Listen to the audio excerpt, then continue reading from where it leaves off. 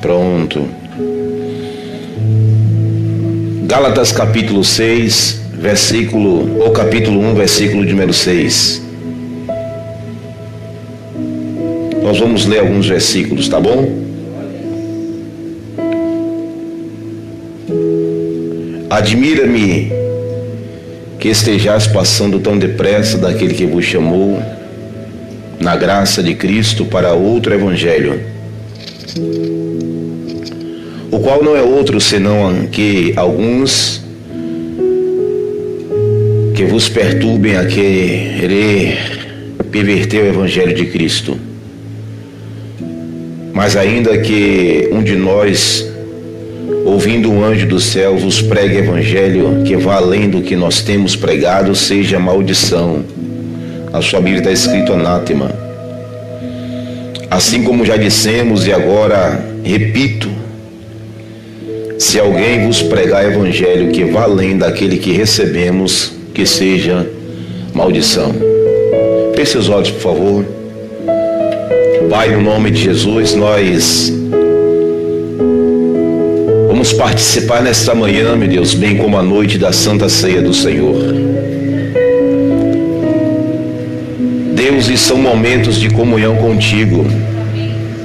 Aliás, Deus, a Santa Ceia, além de ser tudo daquilo que o diácono Fábio já falou, também é o contato físico que nós temos contigo. Porque a tua palavra diz que não come do teu corpo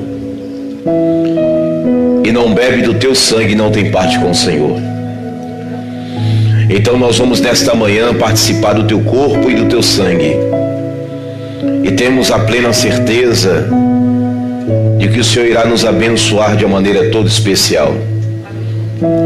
Para que possamos, ó Deus, sair daqui fortalecidos pela tua palavra, pelo teu Espírito e principalmente em comunhão com o teu corpo.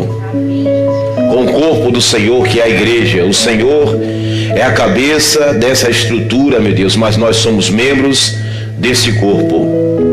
Por isso eu te peço, ó Deus, abençoa-nos agora na pregação da palavra, para que em nome de Jesus possamos realizar, meu Senhor, participar de uma ceia, não só física, que é comer o teu corpo e beber o teu sangue, mas também espiritual. Meu Pai, que o teu nome seja mais uma vez glorificado entre nós, para a glória do Senhor. Amém? Glória a Jesus. Parece-me, ou alguns até, sobre essa perspectiva de Gálatas, porque Gálatas é um livro aonde Deus vai tratar de duas, ou melhor, o apóstolo, Deus através do apóstolo Paulo vai tratar principalmente da transição da graça para a lei, ou melhor, da lei para a graça. E Gálatas, a igreja lá em Galácia ou na Galícia, ela foi um pouco trabalhosa, o apóstolo Paulo, porque conta a história que alguns missionários, depois de Paulo ter pregado o evangelho na Galácia, alguns missionários vindo de Jerusalém, assim como o apóstolo Pedro, antes de ter um encontro com Jesus no terraço daquela casa onde ele estava orando,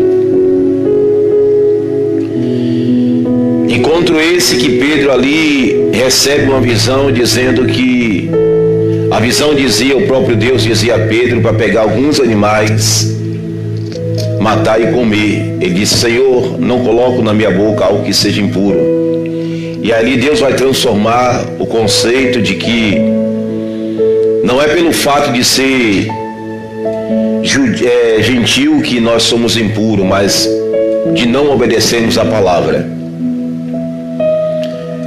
E Paulo vai, pelo Espírito Santo, tratar desse assunto, e é na carta aos Gálatas que ele vai transmitir ali que o homem não precisa voltar aos ritos da lei para poder obedecer a Cristo.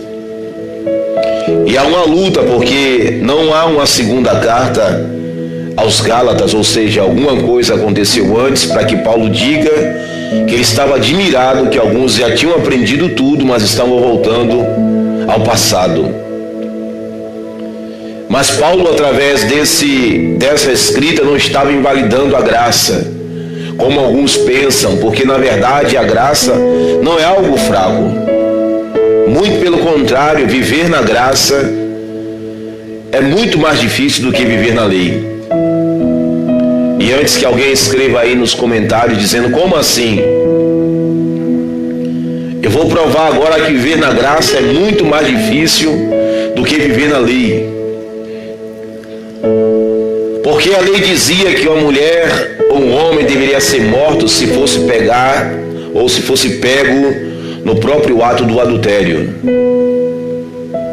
A graça diz que se eu ou você olhar para alguém do sexo oposto com intenção maligna no coração, já pecamos contra ele. A lei dizia que se o irmão o matasse ou ferisse a outro irmão, deveria ser ferido da mesma maneira que feriu. Era a lei do talião, como dizemos, olho por olho, dente por dente. A graça diz que se só aqui no seu pensamento você chamar o irmão de louco, você já está sendo réu de sinédrio e de juízo. A lei precisava de matéria para cometer o pecado. A graça ela é muito pior porque ela só precisa de intenções para que o pecado seja cometido. Na lei, se você fizesse algo e não tivesse prova, nem fosse apanhado no ato do cometido pelo pecado, você talvez não lhe fosse atribuído aquele pecado. Na graça não, irmãos. Na graça só no fato de você pensar, sabe por quê? Porque quem te julga hoje é o Espírito Santo, ele habita em você 24 horas por dia. É por isso que a Santa Ceia vai dizer o seguinte, que eu, nem qualquer outra pessoa aqui posso dizer se você pode ou não participar da ceia, porque não cabe a mim. O apóstolo Paulo vai dizer o seguinte, na hora de participar da Santa Ceia, de comer do corpo ou beber do sangue, cada um julgue-se a si mesmo. Você que tem que saber se está bem ou não para participar da Santa Ceia. Você que tem que examinar se cometeu algum pecado que está te impossibilitando de você participar da Santa Ceia. Não sou eu que tenho que dizer isso. Aliás, não é ninguém aqui, não é o pastor Raimundo, não é o diácono Léo, ou o diácono Jefferson, não, ninguém, nem Simone, não. Quem tem que dizer isso é você, porque o Espírito Santo hoje, ele habita dentro de nós, ele fala quando a gente peca. Aliás, deixa eu ir mais profundo ainda, ele avisa antes de nós pecarmos para não cometermos o pecado. Quando nós estamos perto de fazer alguma besteira, o Espírito Santo vem antes e fala, tome cuidado porque você está perto de pecar.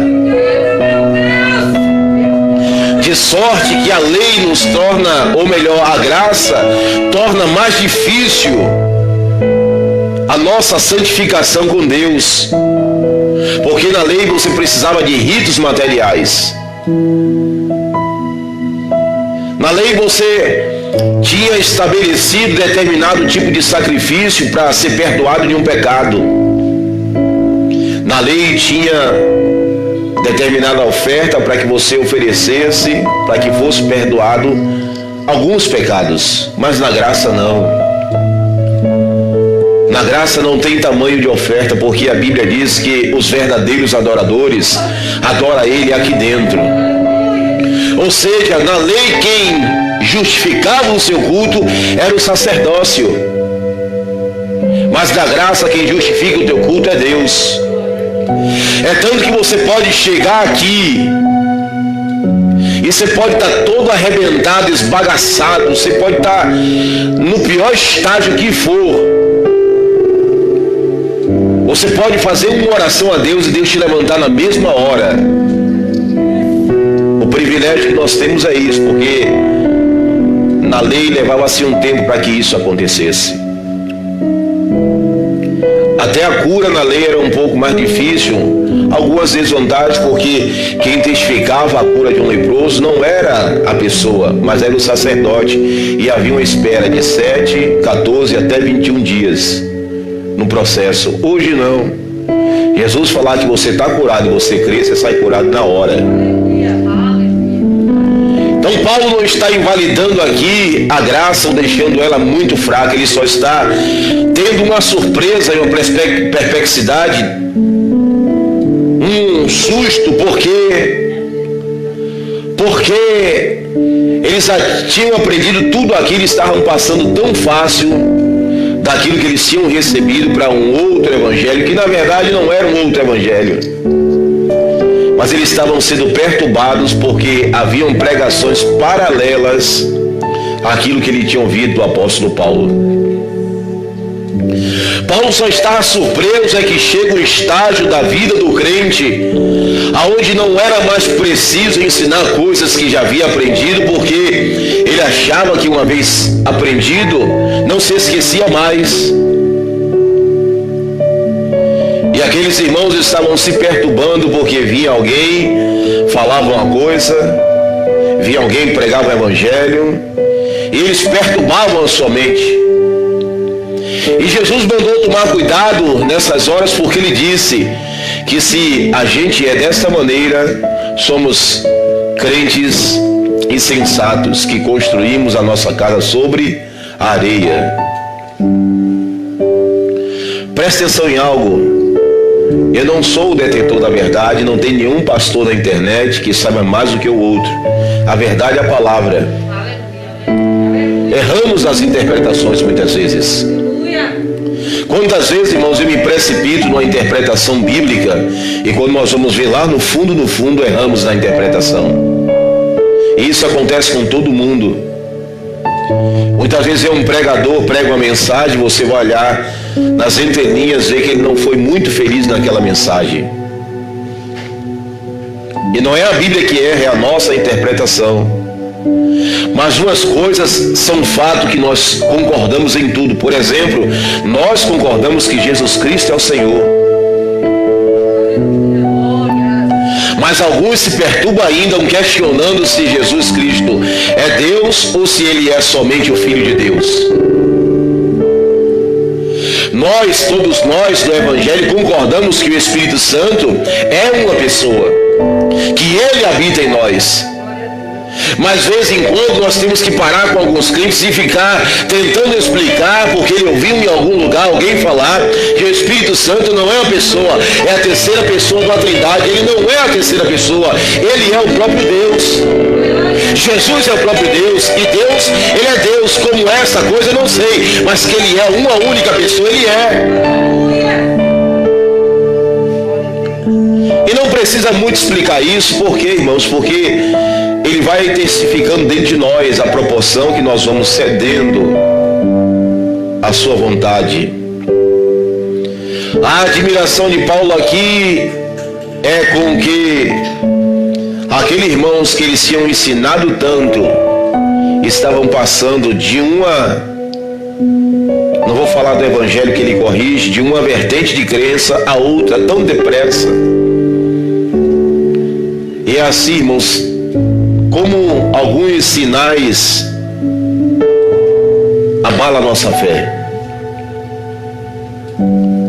Como algumas coisas tão passageiras e temporãs nos tira da presença e da certeza que Deus colocou em nosso coração. Vou falar desse tempo hoje para que nós venhamos a entender quantos crentes estão desviando e não voltarão mais para a igreja por causa do coronavírus.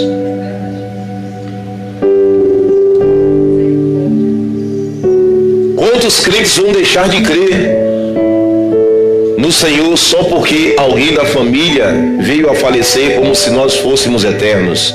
Nós não somos, uma hora vamos ter que morrer. Quem chegou nos 70 cumpriu-se a palavra, passou disso já é hora extra. Já está em hora extra aí, já recebeu mais do que merecia, que Jesus prometeu, pelo menos 70. Mas como é fácil nós sairmos daquilo que aprendemos desde o princípio. E o que foi que aprendemos desde o princípio? Desde o livro dos Salmos, que Deus é o nosso refúgio e fortaleza, socorro bem presente no momento da angústia. Então Ele é. Na hora em que nós mais precisarmos, apesar dele não se manifestar, Ele é o nosso socorro e fortaleza. Então creia nisso. O apóstolo está admirado porque eles passaram de algo assim tão depressa, mudaram tão fácil de opinião só porque alguém veio e falou alguma coisa. É evangelho que, aliás, não é evangelho porque evangelho é a boa notícia. É aquilo que infelizmente muitos de nós estamos vivendo hoje. Estamos mudando de uma posição tão depressa só porque parece que nós estamos sendo crentes, como são essas pessoas aí no mundo que mudam de opinião só porque a artista da televisão está fazendo. Algumas novelas determinam o modo de se vestir. E alguns conceitos que alguns novos pregadores, e eu não estou aqui desmerecendo quem quer que seja, estão trazendo para as nossas vidas, que nós estamos mudando rapidamente de posição. Haja vista que quando Jesus não faz algo na nossa hora, nós até chantageamos a Ele e dizemos: se o Senhor não fizer, eu nunca mais sirvo a Ele. Achamos que a igreja resolve nosso problema e não resolve, porque você pode congregar na melhor igreja do mundo, se Jesus não estiver nela, não resolve. Ou se você não tiver em Jesus, mudamos de conceito e opinião do dia para a noite. E isso é ser fundamentado sobre a areia, porque fundamentado sobre a areia, uma hora a tempestade vai vir, como aquele que foi fundamentado sobre a rocha. A diferença é que aquele que está fundamentado sobre a rocha, a tempestade não abala. Pode vir o que vier, aleluia. A pessoa que está em Cristo continua confiando nele. Ou você acha, irmão, que toda oração minha dá certo? Não dá. Ou você acha que eu tenho um acesso ao céu assim? Acesso até tenho, mas resposta eu não recebo a hora que eu quero, é a hora que Deus quer responder. Eu sou lá atrevido a tal ponto de me achar melhor do que Daniel, que Daniel para orar, e a Bíblia diz que quando o anjo vem falar com Daniel, olha o testemunho que o anjo vai dar acerca de Daniel. Homem muito amado. É como se o Senhor estivesse falando: Daniel, o seu nome está sendo falado lá em cima. Como um homem, aleluia, que busca a Deus, que clama a presença. Olha o testemunho que Deus vai dar acerca de Jó, dizendo: Jó é um homem retro, íntegro e que teme a mim. Olha o testemunho que Deus vai dar acerca de Abraão, dizendo: Abraão é meu amigo. E de Moisés, irmãos, dizendo: Moisés é um Deus no meio desse povo. E eu falo com Moisés boca a boca, cara a cara. Mas quando Moisés orou para entrar na terra, Deus disse: olha, basta, não quero mais ouvir sobre esse assunto. Jeremias capítulo 15 vai orar pedindo a Deus que tenha misericórdia daquele povo. E Deus fala assim: ó, ainda que Samuel e Moisés se colocassem diante a mim, eu não seria com esse povo. Irmãos, tem hora que Deus não quer responder, mas isso não invalida de quem Ele é. Isso não invalida quem nós somos, o que Ele fez pelas nossas vidas. O que nós não podemos é que por uma pregação que nós ouvimos, ou por um estudo que nós recebemos, seja lá de quem for, mudar o conceito que nós temos de Deus. Mudarmos o conceito que nós temos da pregação do Evangelho. E o conceito que Jesus passou para mim é que eu sou muito amado, mas eu vou ter que passar por algumas aflições. Eu sou muito querido, você é muito querido, mas tem hora que Deus vai pegar e vai ter que te bater para te corrigir. Eu sou muito especial para Deus, você é muito especial para Deus, mas se você fizer alguma besteira, Deus vai puxar sua orelha para você entrar no prumo. Deus, irmãos, nos ama a tal ponto que nos deu o seu Filho unigênito, para que todo que nele creia não pereça, mas tenha vida eterna. Mas na hora que Jesus precisar de dar umas palmadas, ele vai dar, porque até no castigo ele mostra que é Deus.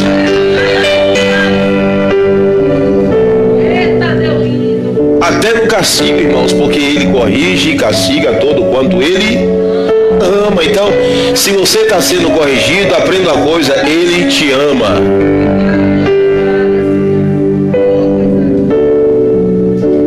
Paulo está aqui questionando aos Gálatas porque ele aplicou todo o esforço a ensinar e veio alguns missionários e perturbaram a mente deles. Fala a verdade, irmãos, tem ou não tem pregação que você sai pior do que você entrou na igreja? Tem algumas revelações que você sai perturbado. E por favor, não estou aqui questionando a ninguém. E nem estou falando aqui que as pessoas estão erradas. Mas tem algumas revelações, irmãos, que nos deixam perturbados. Coisas que os homens falam que Deus ia fazer e até hoje não fez. Você tem que perguntar: foi Deus que falou ou foi o homem? Revelações que nos tornam inimigos. Revelações que nos deixam inimigos de pessoas que estão ao nosso lado. E Jesus falou o seguinte: faça com o teu inimigo aquilo que você gostaria que fosse feito contigo. Está vendo, irmãos, que não tem revelação que passe a palavra? Ele não falou ame ao teu irmão, ele disse ame ao teu inimigo. Então não vai ter revelação nenhuma, e eu quero aqui, e eu me atrevo a dizer isso, e escute quem escutar. Não tem revelação nenhuma aqui no Novo Testamento vá colocar um irmão contra outro irmão. Não existe esse negócio de que os seus inimigos estão se levantando, porque Jesus Cristo diz que só há um inimigo que luta contra nossas almas, que é o diabo. Carne e sangue, irmãos, não é o nosso inimigo. Paulo chega a dizer: nós não temos que lutar nem contra a carne nem contra a sangue. Então, pelo amor de Deus, seu vizinho não é o seu inimigo. Quem está usando ele que é o seu adversário. Então para e começa a olhar para o teu vizinho como uma pessoa que precisa das tuas orações. Começa a olhar para o teu familiar, aquele que de vez em quando, e olha, irmão, tem gente que tira a nossa paciência, viu? Tem gente que nos tira no sério. Mas começa a olhar para aquela pessoa como uma pessoa que está carente da misericórdia de Deus. Começa a interceder por ela. Começa a enxergar que não é ela, mas há um demônio por trás dela que está querendo destruir a amizade que vocês dois tinham. Começa a enxergar que o teu vizinho na tua casa, lá na tua rua, onde você mora, não é ele só que está te perseguindo, não é ele por vontade própria, mas o diabo está usando a ele. Então para de orar para que Deus mate o vizinho, manda Deus tirar o diabo da vida do vizinho. Então a gente vai para a igreja, irmãos, recebe revelação assim: olha, a tua família lá está lutando contra você. Aquele que está do teu lado é o teu inimigo. Cuidado com os que estão... Não, irmão, esqueça isso. Eu me atrevo em falar porque a Bíblia diz: se alguém te obrigar a andar uma milha, que foi o que Jesus disse, vai duas. Irmão, o negócio é tão sério, mas tão sério, mas tão sério, que o maior insulto para os judeus é também cuspir no rosto.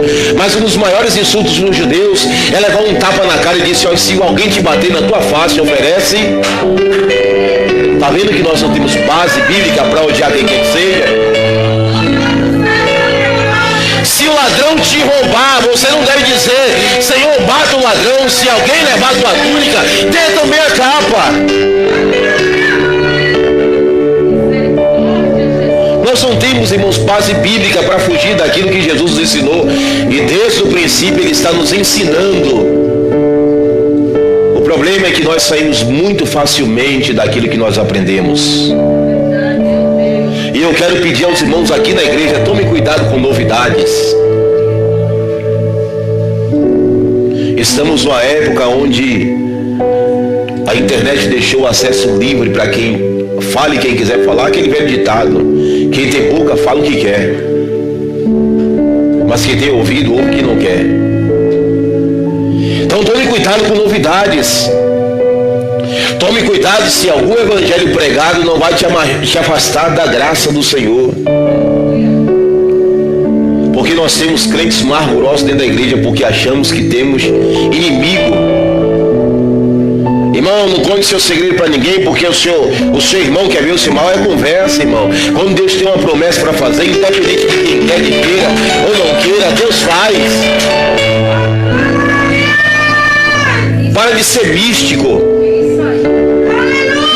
Eu não tenho problema nenhum de falar projetos. Mas não sei quem falou projeto, irmão, isso é Antigo Testamento. Pastor, está invalidado. Não, mas Deus nos deu o Espírito e Ele falou assim: olhe, pode quem quer que queira se levante contra ti. Aquele que está em vós é maior do que está no mundo. Aleluia. Lá no Antigo Testamento diz: 1000 cairão ao teu lado, 10.000 cairão à tua direita, mas tu não será atingido. Crê, por favor, naquilo que está escrito ao teu respeito. Dê glória, Fábio, agora.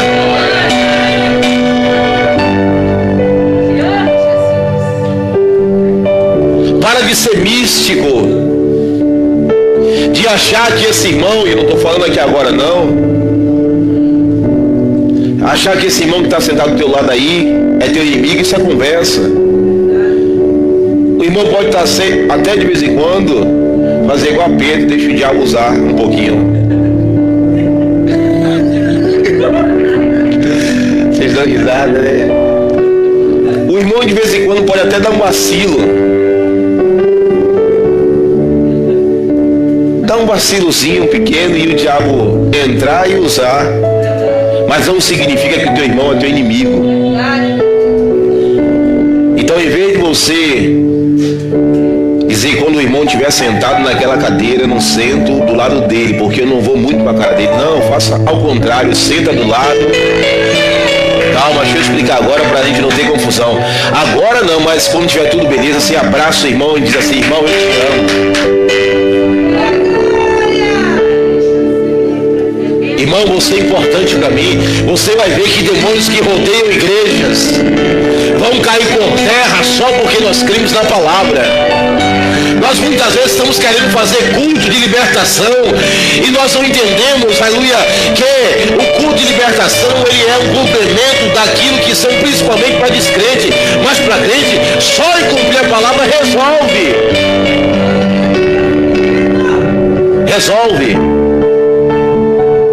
Só em cumprir a palavra já resolve o problema.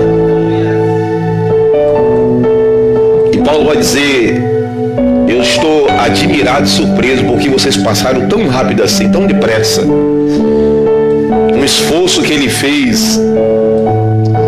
E a admiração maior é de Jesus, porque como nós saímos tão depressa, irmãos, daquilo que nós temos aprendido desde o princípio, desde o início. Nós temos saído tão depressa, mas tão depressa daquilo que nós temos recebido. Jesus vai dar o sermão da montanha, que é considerado o maior sermão de todos os tempos, porque foi Jesus. E dentre eles ele disse: bem-aventurados os pacificadores, os misericordiosos, bem-aventurados que têm fome e sede de justiça. E foi falando que eram felizes pessoas que tratavam principalmente da sua natureza. Principalmente da sua natureza carnal, porque nossa carne é mal, fede, não vale nada. Tem hora que nasce, e desculpa a minha ignorância não falar, Mas tem hora que nasce uns carocinhos e você tira um pus lá de dentro e você vê como fede. É a nossa carne. Nós não prestamos por natureza, porque nós temos uma carne pecaminosa, mas o Espírito que habita em nós nos faz melhor. Nos faz melhor para a glória do Senhor Jesus. Amém? Vamos nos preparar para a ceia nessa manhã. Meus amados, que o Senhor Jesus os abençoe a todos. Nós vamos nos preparar para a Santa Ceia. E é assim, eu não tenho esse costume, porque nós aqui na igreja temos um conceito de que Santa Ceia ela precisa ser presencial. Mas se você está em casa e congrega aqui e não pode participar da Santa Ceia, não pode. Se você pode não estar aqui, nós não vamos servir, para que você valorize o sacrifício de Jesus. Mas você não pode participar da Santa Ceia, deixa aí na descrição e depois eu vou pedir para que um dos amados aqui possam servir na sua casa, ou até eu mesmo, em nome de Jesus, tá bom? Que Deus abençoe, em nome de Jesus. E à noite, 19 horas, nós estamos aqui novamente.